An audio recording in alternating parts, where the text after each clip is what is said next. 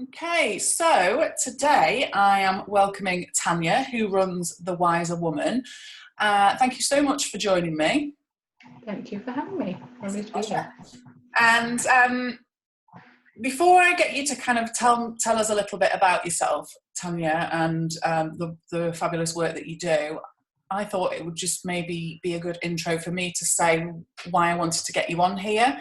I work with lots of different people across all different sort of walks of life, age groups, experiences, you name it.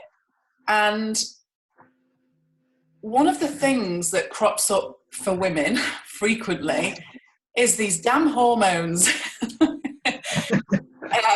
And I know historically for me, I blamed everything on my hormones. I blamed my anxiety for many, many years. I even considered at one point going and seeing hormonal specialists because I was convinced that it was just my hormones being off balance that was completely creating levels of anxiety that I ended up actually in hospital with. So I still hear this a lot from people now. So although my experience of my hormones monthly, or not quite that regular anymore, getting older, but my experience of it has changed as my way of thinking has changed. But I still hear a lot from people that it's because of hormones. And it's quite disempowering for people, because if we believe it's something that we just is there and there's nothing we can do, then it's quite depressing to think that that's a life of anxiety that we have to live, when actually I don't believe that to be true. And even though I don't believe that to be true, I'm certainly no expert on hormones. And I thought, well, I can get you to talk to us and you can tell us a bit about it. So I'd love to hear about, the work that you do and your sort of angle of where you're coming from. Great. Well, I set up thewiserwoman.com about 5 years ago when I had been struggling with perimenopause, which is the period of up to 10 years prior to menopause. Mm-hmm. And I had been experiencing a range of symptoms, all commonly associated with this hormonal change. And so everything from night sweats to frequent migraines to mood swings to eczema and other skin problems. And the biggest thing really was just the 2 weeks of PMS, which was definitely, not pleasant for me or anyone around me. But it was really, from ovulation to the day of my period. And that took me a while to work out what that was. And then I realized that, it seems to have this pattern. And then I heard about perimenopause, and I found that really peculiar that I didn't know. I was in my early 40s and then it was like my mid 40s until I'd heard of perimenopause. And I thought menopause, like so many of us, I thought, oh yeah, that's like 51. And for some reason I thought 51 in an instant, right? Because we just don't think about it. We think, oh, that's not anything I need to deal with in my 40s, because that's, the 50-something experience. And when actually menopause, just like our teenage years, it can take 10 years or more for the change to happen. And so just as when we're a teenager, everything doesn't grow at once, and we don't become a woman in every sense at once, and it takes time. So does it take time to move beyond our reproductive cycles. Mm-hmm. So I found that, first of all, peculiar that I had no knowledge that was happening. And I'd been, running around trying to fix my symptoms and treat them one by one, and, cream for the eczema and something for the migraines and, another treatment for the mood swings, etc. And when I realized, there's this thing called perimenopause, then that gave it a framework. So that was useful in one sense. But then, of course, as soon as you start researching, perimenopause, everyone's saying, it's your hormones, you're dropping estrogen, the progesterone, etc., etc. And then very much traditionally, from the last century, the treatment has been hormonal based. And so very much it's this idea of, if we can just fix women's hormones, because they're obviously doing something wrong, then that's, the reason why women's hormones are getting it wrong is the reason why women are suffering, right? Even though it's this natural process that all women go through and that they've always gone through. And we can find examples of menopause from the Bible, there are examples of women in menopause, and from ancient Greek writings, etc. So there's always been women going through menopause. Yeah. But recently, it was considered very much this hormonal deficiency or estrogen deficiency disease from really mid last century. And so it didn't really make sense to me right from the start, because I was like, well, how could that be? How could it be that all women have a drop in estrogen, essentially, all women's periods stop? Yeah. And if this has been going on forever, then why is there this sense that women are malfunctioning? So what's actually going on, right? Yeah. And could it really be our hormones, or is it something else? And that set me on a journey, and I was able to discover that it's really not about our hormones. Our hormones are doing what they need to do, but they create a sensitive time. Yeah. And in that sensitive time, just as we've experienced during our reproductive years, like the day before our period, we have these sensitive times and go, oh, don't worry, if I'm crying or angry or, throwing things across the room, that's just my period coming. I'll just ignore it, right? So actually what's happening is we're having these, very large periods of sensitive times. And then we can say, oh, it's just my hormones, but it's not actually. The hormones create the sensitive time. But if there's something out of balance, that will create symptoms. Yeah. So it's not the hormones that are actually creating symptoms. It's the things that are out of balance in our life that are creating symptoms. Yeah. So for some women, it could be, their diet is really bad. It could be they're not getting any exercise. It could be they're not getting any sleep. It could be whole thing, of things that we would normally have, common sense, healthy lifestyle practices. Right. Yeah. But for so many women, as I've seen, it's on the psychospiritual level. It's something about the way we get caught up in our thinking and the stories we tell ourselves as we reach midlife that come to a head. And for so many women, it will be around one issue of, I'm not enough, or I'm not where I wanted to be in life, or I've never had a great relationship, or my mother never loved me, or something that becomes central to their story. And from there they take, it impacts the whole life. And so it's really about understanding how that experience of stories, stressful thinking, etc., is created. And when we can understand that, our bodies really thank us, because then the levels of stress are reduced, and we can go through sensitive times without all the symptoms. Yeah. So I was able to, all my symptoms I was able to witness all my symptoms disappear within days through insight alone. Yeah. Of understanding what story I was caught up in. Yeah. And how I didn't have to be caught up in that story anymore. Yeah, it's fascinating, isn't it? Because I can remember when I started to explore the 3 principles, which is, I know that you have also, and everything, in this podcast, for example, will always be from that perspective. And, people that follow me get sick and tired of me harping on about these 3 principles, but it's so important, because I first started to explore them for my anxiety, and actually as a result everything changed for me, including my PMS. And I was like, oh, that was not something I'd ever set out to do. I just accepted that was going to happen every month. And the story for me was that I'm really bad with it. I get terrible periods. I'm moody. I get really anxious. And I'd have, a calendar on my phone that told me the days, so that when I started to feel a bit out of sorts or anxious, I could either look at that calendar and go, oh, no, it's not that. It must be something else, or get instant relief that, oh, well, that's what it is, And I'll be lying if I said I didn't get a little bit more anxious around my period still, because I still have this tendency to, because my world has shrunk a little bit, I'm feeling a bit more sensitive. I can get lost in thought more so than I might do at other times. But I just don't attach the same story to it. And it's interesting, because even things like, I can't remember the last time I took a paracetamol for period pains, and yet historically things like that wouldn't touch the sides for me. There'd be like 3 days where I'd literally have to take paracetamol, Neura for everything. And my experience of it was so different, because I was usually just preempting it, waiting for it, to the day, like, you know, like you said earlier, like, oh, I'm due in this day and ovulation starts and I'm usually bad for about 3 days afterwards. And I had all of this idea around how it would be. And lo and behold, that's how it was every month. Right, right. And the interesting thing is because we come from this storyline, this narrative of, oh, you know, a woman's hormones from the time that we're girls, right? And we start our periods. Oh yeah, there's something destructive or malfunctioning going on there, and that's why you're going to suffer.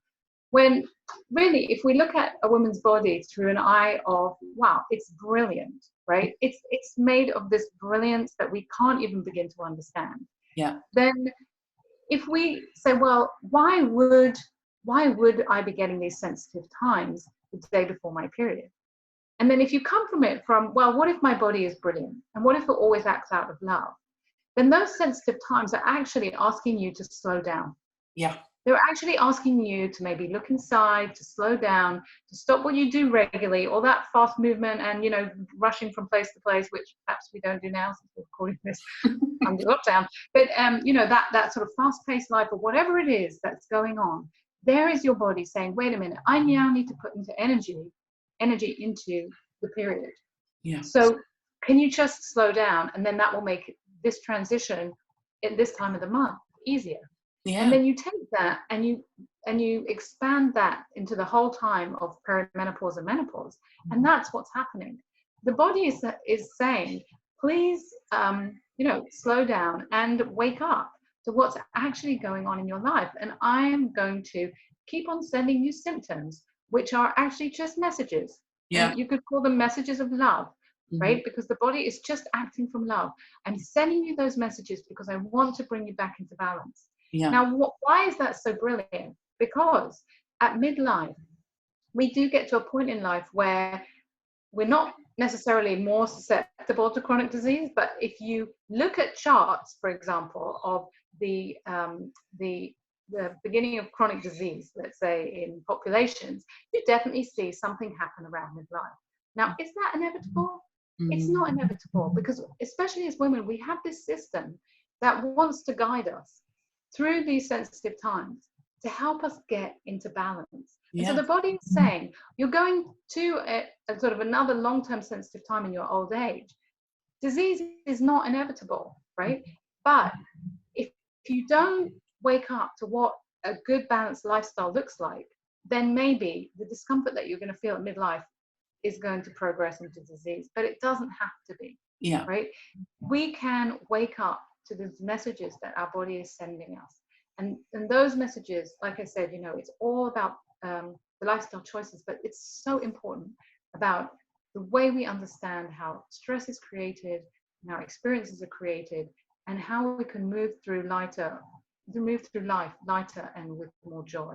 Yeah. And our bodies just thank us for that when we see it, because then it can just move through that transition period of moving beyond our reproductive years and protect us as we age. So, you know, it's built-in brilliance, but we've come to see it as, you know, a monthly pain and you know, and then a 10-year disaster, when actually, if you know, look at it differently, it's actually a protective process that's going to serve you. I think it culturally as well. I mean, I even notice it now. I've got a 12-year-old, nearly 13-year-old daughter, and I've already heard her say a number of times, oh, it's not fair, I wish I wasn't a girl. And it's like, we're amazing. You're so lucky to be a girl. Look at all the things that you could experience in your life that you wouldn't get to experience if you were a man. And it just then goes back to, yeah, but I hate this and I hate, it's like, it's amazing. And I think it's almost like habit, isn't it? That we just start to see it as a negative thing through because of symptoms. And as you've said, it's right, we miss what is actually so wonderful about it. And I've definitely learned over the last few years of exploring these three principles that if I don't listen to my body, it's going to shout louder and louder and louder.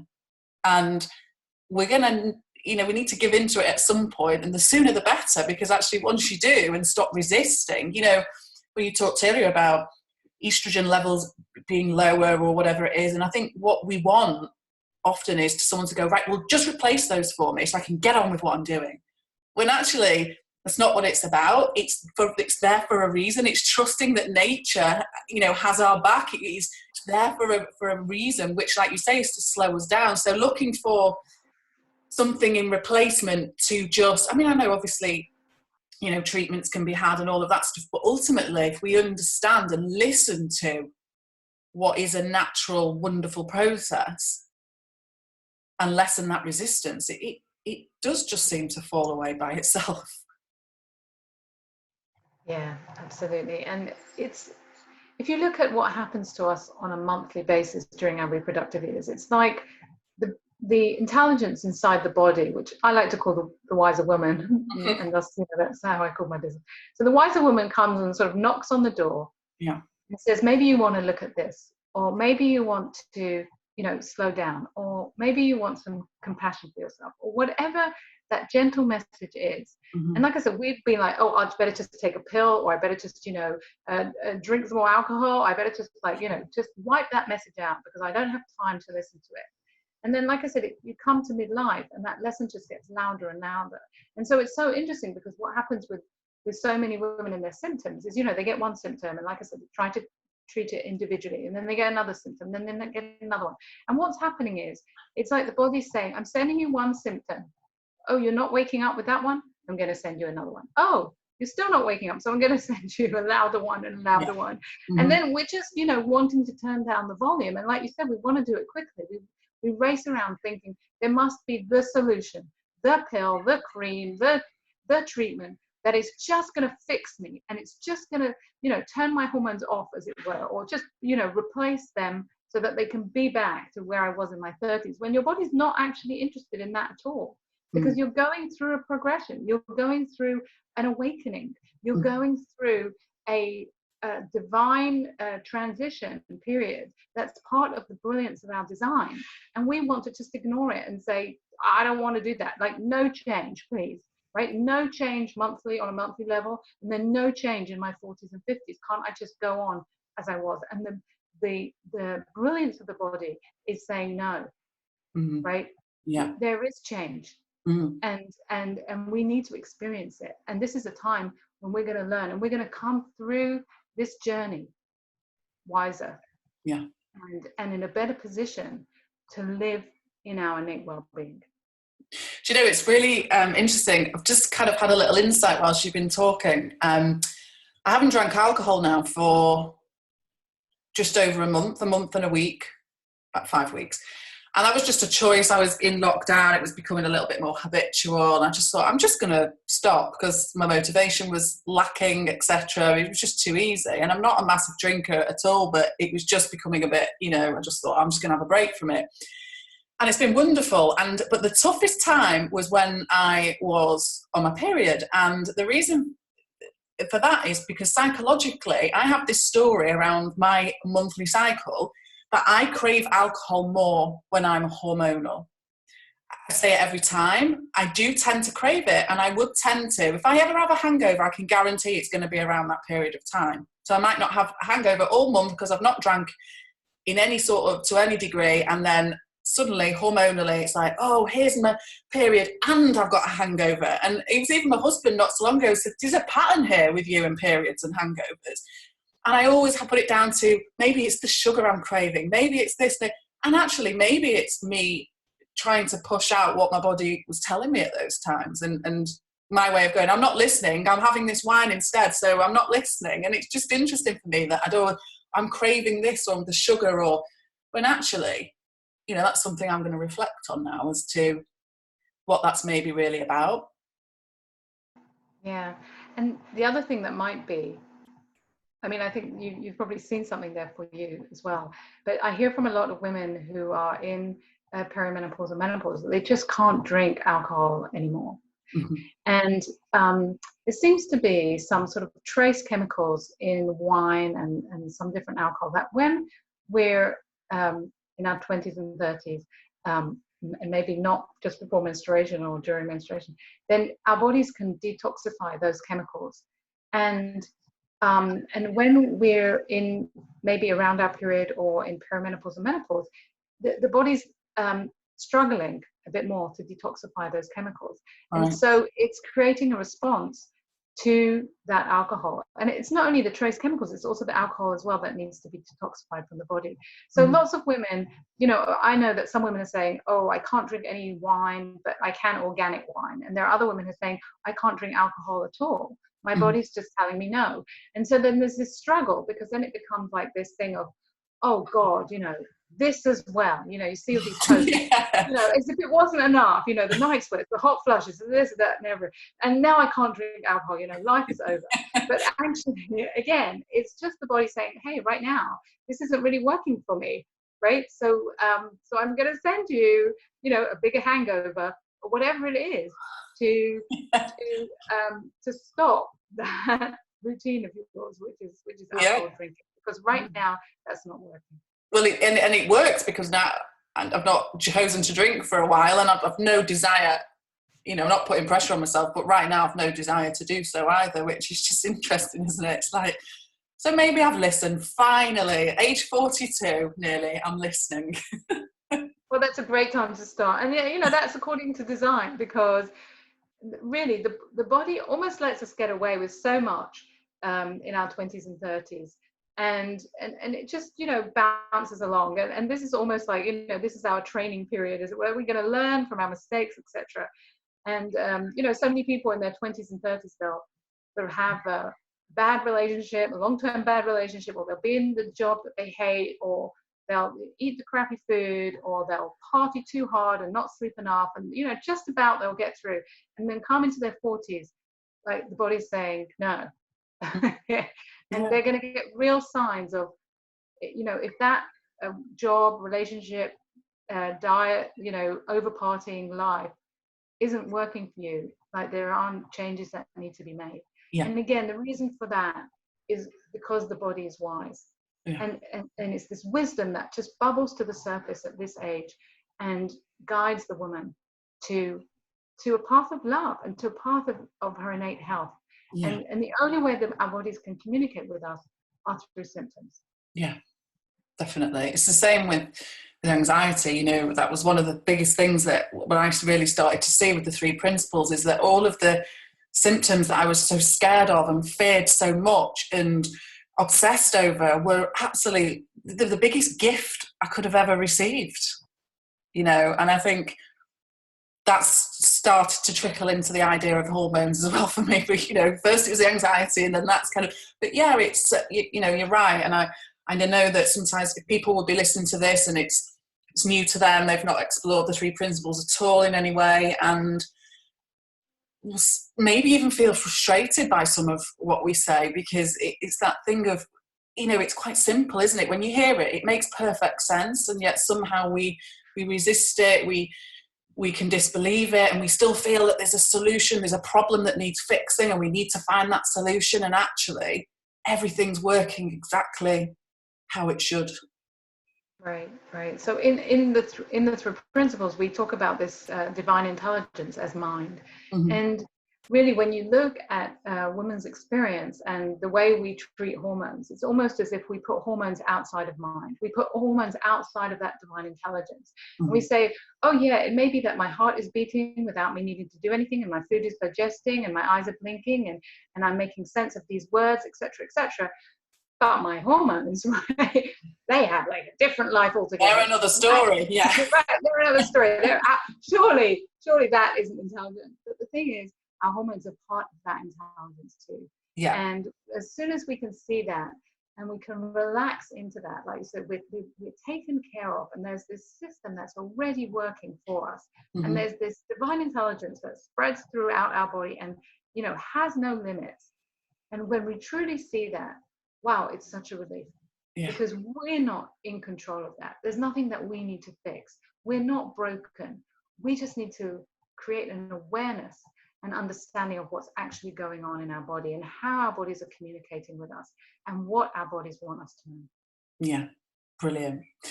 So to finish up then, if people wanted to find out a bit more about what you do and find you, where's the best place to find you? Yes, I'm on thewiserwoman.com. Yeah. And yeah, there are loads of blog posts that hopefully people find interesting to read. My focus is really on perimenopause and menopause, but also I touch on hormones in general. Yeah. And yeah, people can find me there, and I have an online course, and obviously I do one-on-one coaching, etc. Great. Perfect. Well, thank you once again so much. I know that loads of people are going to find this helpful. As I say, it's something that comes up a lot in conversations in, I have a private members group, and I think every time we get a new female in the group, the question comes up of, do your periods any better? Can anxiety, the amount of times I've been asked, can hormones cause anxiety? I'd be a very rich woman if I had a pound Right. every time somebody asked me that question.